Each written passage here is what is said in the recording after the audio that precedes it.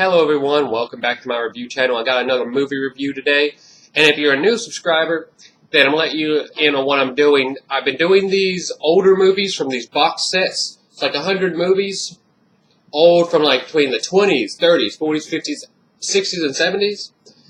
100 horror movie collection, mostly B movies, but just letting you know, that's what I've been doing. I've already really hit the tip of the iceberg with these, so I really want to do them all. So if you're a new subscriber, that's what I've been doing. I don't just do newer movies. I like doing older movies too, and I've been doing these for this set. This 100 horror movie collection set. Really fun stuff. Like I said, mostly B movies from the old days. So this gets pretty fun. So there you go. That's for my new subscribers who wants to know what I'm doing. So let's get to this. Last time I did this movie, I picked out a little grab bag of the next movie I'm going to do, and the movie is called Manfish. This movie is called Manfish, 1956, starring Lon Chaney, Jr. If you know that name, or if you don't know that name, you should. He is the original Wolfman from the Universal Studios pictures. I'm talking about O-Ridge, dude. So respect Lon Chaney. This movie is based on, it's adapted on two Edgar Allan Poe short stories. One's The Gold Bug, and the other is A Telltale Heart. Now, I've never read The Gold Bug, but who hasn't read A Telltale Heart? So, where we go for that? International Movie Database gave this movie a 4.3, and Rotten Tomatoes just didn't have it rated at all. Let's start this movie off. A man arrives on a plane in Jamaica. This is Inspector Warren from Scotland Yard. He's come to expedite a criminal back to Scotland Yard. So he finds the constable, and he tells, "Thank you for helping with this, finding this criminal. Now, can we have him now?" And the guy's like, "Sorry." Constable's like, "Sorry, I cannot expedite this criminal. He is ours." And he goes on to tell a story about why he can't expedite this guy to Scotland Yard. Now, this guy, he has a picture of this guy, and it's the professor, but I cannot read really the name because it's like some weird cursive. And he says the guy that they're expediting, but again, I can't really hear it too well, and I cannot read the cursive. But it says the professor on it, and in the movie we know him as the professor, but it's a younger picture of this guy. But that's about it. So now the constable starts off with this story about what happened here in Jamaica. Who knows when ago? It could have been days, it could have been months ago, it could have been years ago, because I don't know. But it happened in the past, and he goes on to tell this story. So, the story starts off with a man in Jamaica in a car arriving to this boat called the Manfish. Yes, name drop. The boat's called Manfish. There you go. There's the movie. There's the movie title. The man is called Bianco, and he's looking for the captain of the Manfish. The captain of the Manfish owes him some money. Now, he's not in the boat, but his two cabin boys and the navigator / operator of the boats on it called Swede. Swede is played by Lon Chaney. Lon Chaney plays Swede, so you'll see this Swede character throughout the whole movie. Bianco threatens to salvage the boat. It's going to be his. He's going to salvage it. This upsets Swede because Swede loves this boat. He's in love with this boat. It's not his boat, but it's his boat. He works on it. He loves this boat. So he goes and finds his captain, Captain Brannigan. Now, his name's Captain Brannigan. And if that sounds familiar to you, then you have been watching Futurama. Because the captain of another spaceship on there is called Captain Zach Brannigan. So there you go. But it has no relation. The character of Zach Brannigan wasn't based on this character at all. Nothing about it. It's just a funny little coincidence that both their names is Captain Brannigan. So I thought that was funny. But anyways, Swede finds Captain Brannigan playing poker with a bunch of other people in a boat and tells him about Bianco's looking for his money. So later that night, Captain Brannigan and like Swede are at this bar, not together. They came like separately, but the captain's drunk and everything, drinking, and he eyes this chick sitting on this table with her boyfriend or whatever, and she's hot. And he's like, "Who is she?" And he's like, and the bartender's like, "That's Alita. That's the professor's like girlfriend." And he goes over and decides to hit on her, and he is putting his hands all over this chick, like all over. It's like rubbing her arm, like that shit nowadays just wouldn't happen. That's creepo. That's creepo. People acting like this. But the professor sees this. They get in a little tussle, and they have to separate and leave like separately. This, by the end of the tussle, we all know now this is the professor. He has like a big gray goatee. He looks much older than the picture at the very beginning of the movie. But when they separate and they leave, the professor actually says, "Someday, my friend, I'm going to kill you, or I'll kill you. Yeah, someday, my friend, I'll kill you." Now, this must seem pretty lax in Jamaica, because no one reacted at all. Not even the captain. The captain was so nonchalant about this death threat. It's like he gets death threats on a daily or weekly basis. So I was just like, now, again, that wouldn't happen nowadays. Someone's going to pull out a knife on you. You going to threaten me? What you say? Is that you going to kill me, bro? It's shake. Anyways, I thought that was funny. Like, he straight up threatened this guy in front of, like, all these people. Like, it said it loudly and everything. Even in front of, like, the constable guy. He's like, "Someday I want to kill you." It's like Jamaica just has very lax about life-threatening words. Just like, "I'm gonna kill you." Constable's like, just go to your bungalow, man. And the captain doesn't give a crap either. So, anyways, that's that night. I do want to say this: the Captain Brannigan, this character, if you watch this movie, this guy is fucking talking like this. The whole movie, he's like, yeah, he's like a big smile, but his teeth don't fucking move. It's like the whole movie. That's how he acts. I was just like, God, man, open your mouth and talk, man. But again, that was just funny. Throughout the whole movie, Captain Brannigan is talking like this. So the next day, after that night of drinking, the next day they're on their boat, Manfish, Captain Brannigan, Swede, the two cabin boys, if you will. They're on the boat. This boat is, now you know this boat to be a turtle boat. A turtle boat.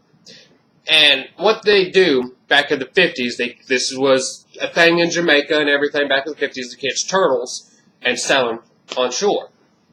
Now, they use the turtles for all kinds of reasons I won't even get into. But this was cool to see because they actually used live sea turtles but it was kind of sad because you got to see how they actually caught them before, like, netting. This was before netting and everything. So they just, like, wrapped a rope around one fin and, like, kind of dragged them up. Like, just pulled them up on the side of the boat. So it's kind of sad to see that. But that's how it was. I like turtles.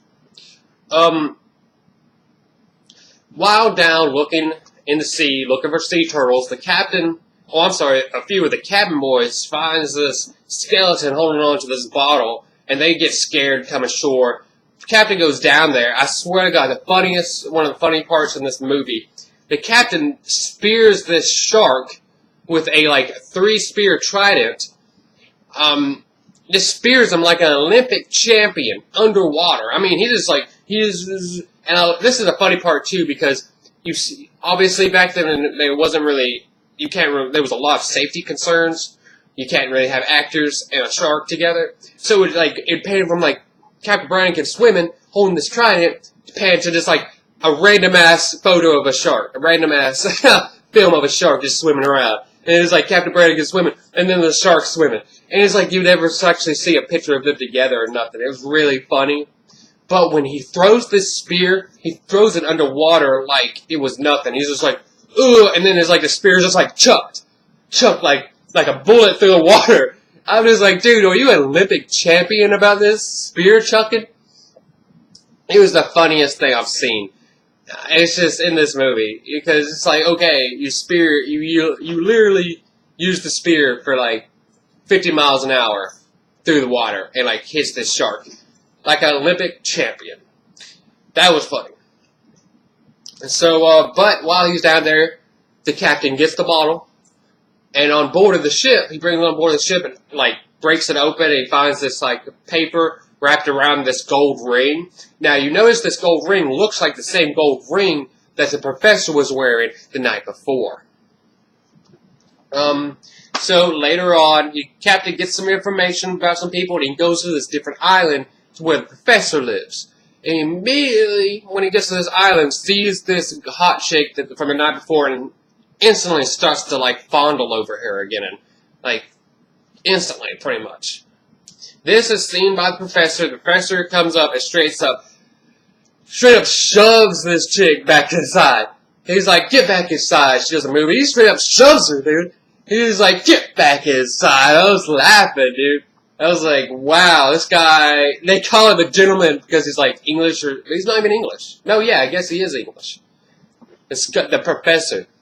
He's not acting too gentlemanly. This woman is getting manhandled throughout this whole film. She gets manhandled. She gets roughed up, man. I don't even think she's that hot. I mean, the first thing you see of her, she almost looks cross-eyed.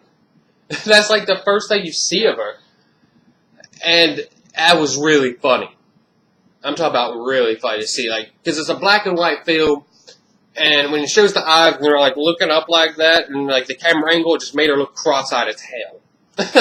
They're very funny. But again, Professor like shoves her inside so the captain and Professor can talk, and they talk about how they both have the same ring. And where did he find his other piece of the map? Professor basically lies, saying, I didn't know there was another piece. How am I supposed to know? I just found the ring. But he says he found the ring over there in a cove, and he points at it.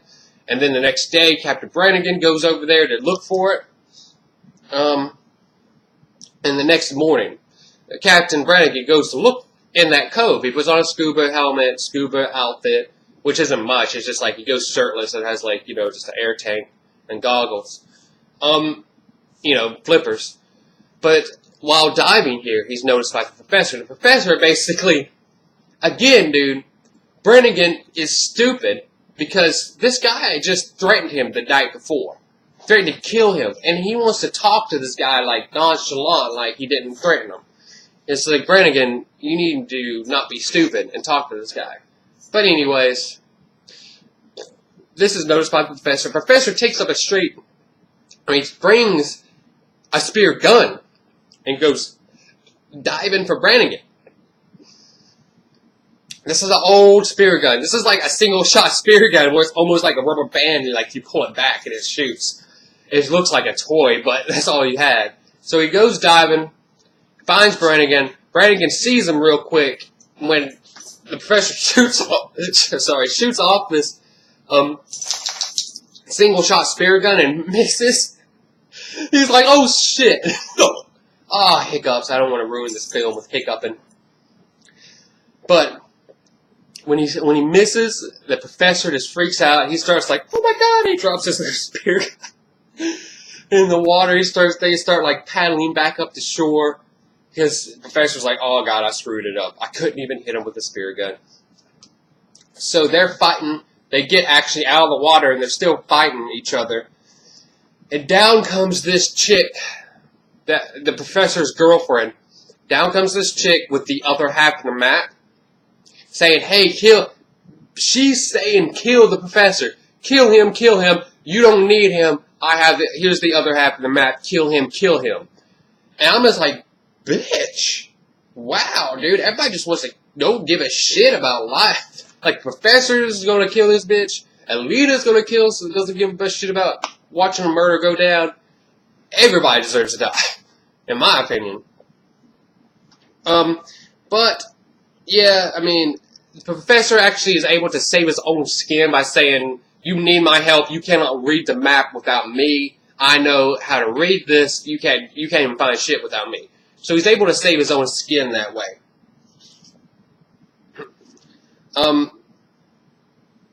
This part I don't understand, because if you were smart, you would have killed the professor and taken his ring. I mean, you could have found so many other people to read this map. But no, somehow the professor was able to save his own skin. I don't really know how, personally. If I was, like, making this movie, I would have just, if I was Captain Brannigan, I would have just killed him anyway and taken his ring. Found someone else to read this map. But no, let's keep the guy alive who threatened to kill me. Let's keep him alive. The guy alive who threatened to kill me. Not smart.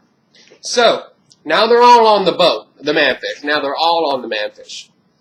While on the boat, they put the two map pieces together, but only the professor can decipher what this map means, and tells the captain that he can now translate it in days, but beforehand he would have taken him like months to years. So, but with both of the maps now, he can translate it in days. So he asks the captain to give him some time. The captain leaves, goes like on top of the boat to walk around.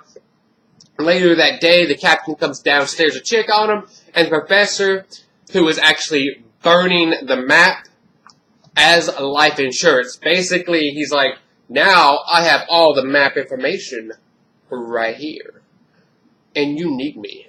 So now I got life insurance, and you can't kill me. So that was the smart move. That was a smart move. Again, see, now it came to the point where Brannigan can't kill him now.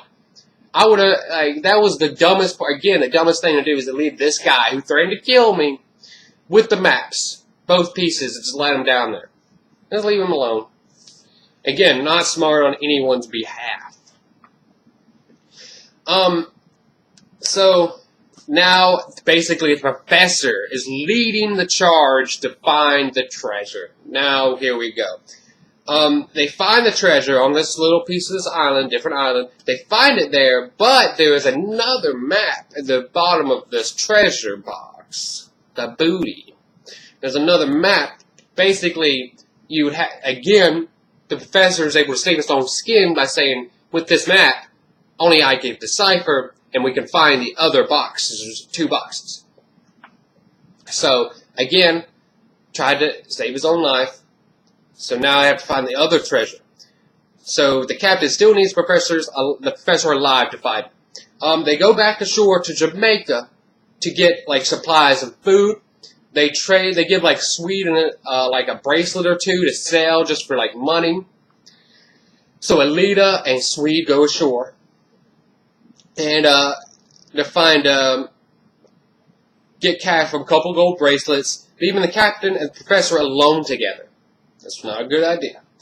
The professor, at this point, while they're ashore, is the professor and the captain alone in this ship. The professor actually tricks Captain Brannigan, gets him to turn around, and it was actually a funny part how he tricked him, because he made the captain believe, or the professor made the captain think that he was burning up this other map. And when captain goes to like put it out, he reads the map, he looks at the map real quick, and on the bottom, the professor wrote, "I told you I'd kill you." And he turns around real quick, and the professor's like has a spear gun aimed on him and shoots him right in the gut. And this is funny because he almost instantly dies. There's no torture, no screaming. It's like he gets hit in the gut, so he's like, I was just like, dude, scream or something, man. You're on this little ass ratty boat. Someone's gonna hear you. But it instantly kills him. Instantly kills him.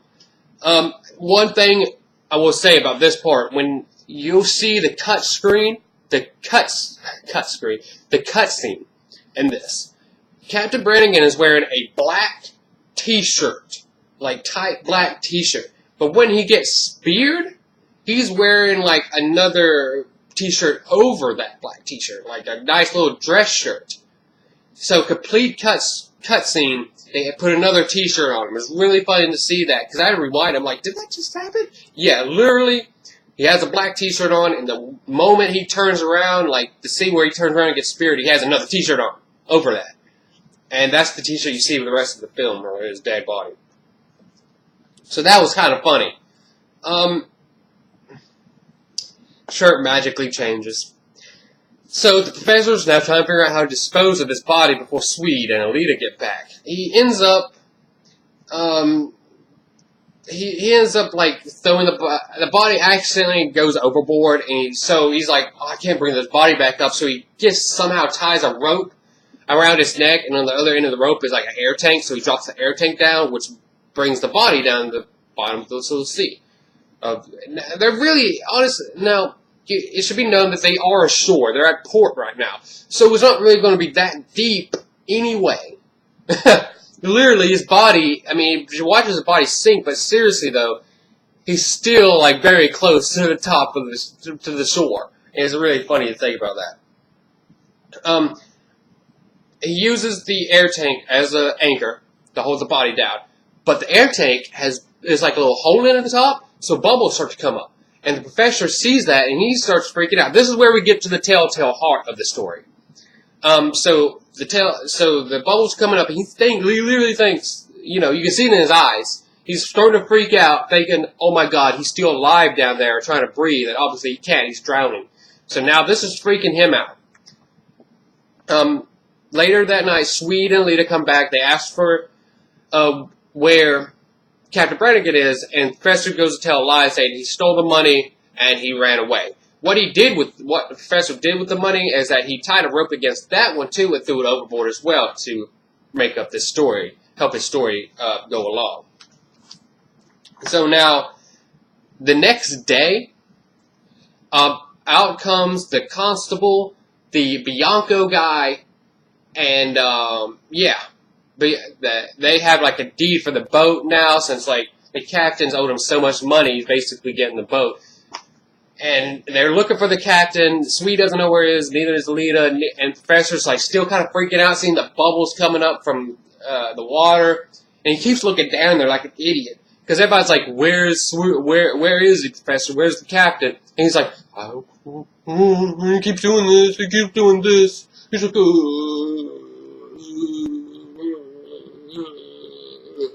I'm just like, dude, stop giving yourself away, man. Stop giving yourself away.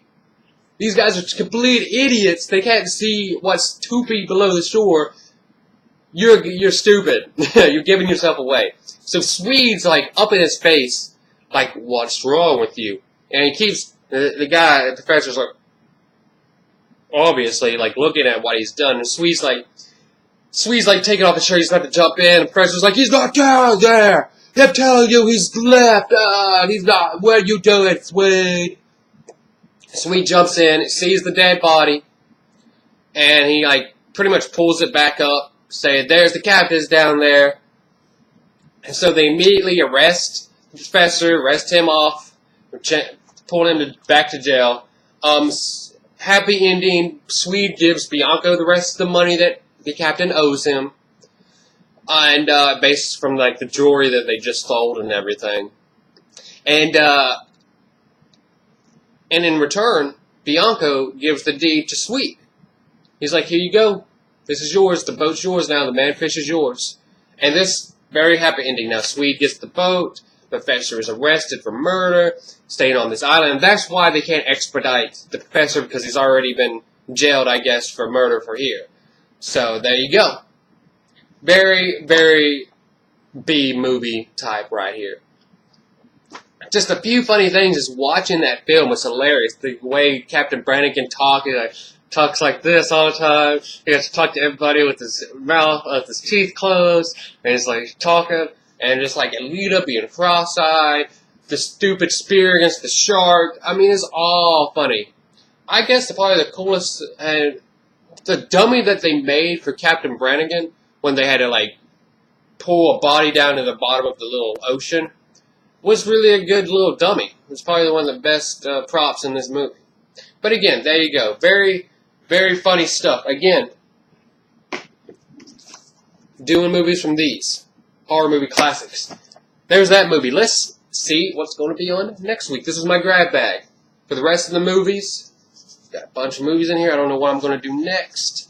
I should mention the reason I do these movies, because there's one movie in here I really want to review. It's called Nosferatu. It's the original Nosferatu movie. That's what I'm getting to, and I want to get it I don't want to say I want to get to it too soon, but it will be coming. I can't wait. That's why I want to do this. That's half the reason I'm doing this. Just pick one out.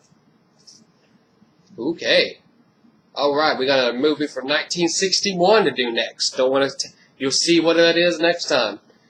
But thank you guys. Thank you for your time. Thank you for watching. Everybody have a great day out there.